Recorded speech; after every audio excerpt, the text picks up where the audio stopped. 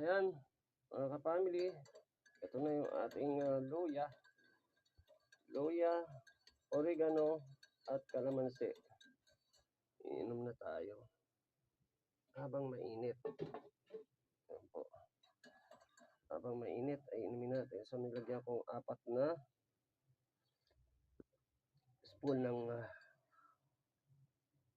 asukal. Wow, ayun, gumuguhit. So habang mainit, mas maganda inumin natin.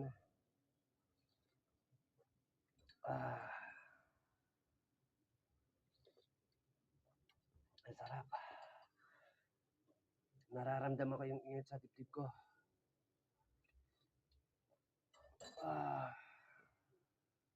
See you all. Natural medicine.